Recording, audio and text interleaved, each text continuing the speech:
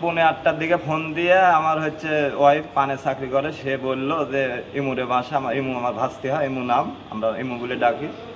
ওরে বাসা ডাকাত পড়েছে, ইমুকে বলে কোবাইছে, তুমি একটু তাড়াতাড়ি যাও তো।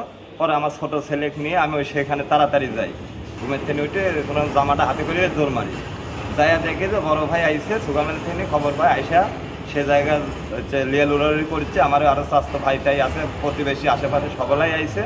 পরে আমরা ওইখান থেকে নিয়ে সদরে চলে আইছি। ভাস্তিকে জিজ্ঞেস করলাম যে কীভাবে ইয়ে করলো, হচ্ছে শাশু হচ্ছে আমি ভাত খাচ্ছিলাম, ভাত খাইতে খাইতে ঘরের মধ্যে মনে আগে ঢুকে ছিল, ওরা আইসা আমাকে জোড়ায় ধরেছে, জোড়ায় ধরে মুখ বান্ধা, জোড়ায় ধরে সামনে আমার চোখ মুখ, আমার উন্না লিয়া চোখ মুখ বান্ধিছে, বান্ধতে সিঁড়ি ঘরের এপারে লিয়ে আইসে, লিয়ে আইসা সিঁড়ি ঘরের দরজা আটকা দিছে। আটকা দেওয়ার পরে তাকে হচ্ছে বৃষ্টি হচ্ছিল, সেই সময় বৃষ্টির মধ্যে ওনাকে কোবাইছে। তখন আবার হচ্ছে চাকু প্যাটে ঢোকানোর চেষ্টা করেছে, আমার ভাস্তি হাত দিয়ে লড়ালড়ি করেছে, এই জন্য তখন হাতে কোবাইছে। তারপর ওইখানে একটা ট্রাক লোড হচ্ছিল, ট্রাকটা সেই সময় আলো জ্বালাইছে, তখন তারা ওইখান থেকে পালা চলে যায়। আর ভাস্তির চোখ বান্ধা ছিল, ভাস্তি আর কিছু বলতে পারেনি, চোখ বান্ধা ছিল, মুখ বান্ধা ছিল।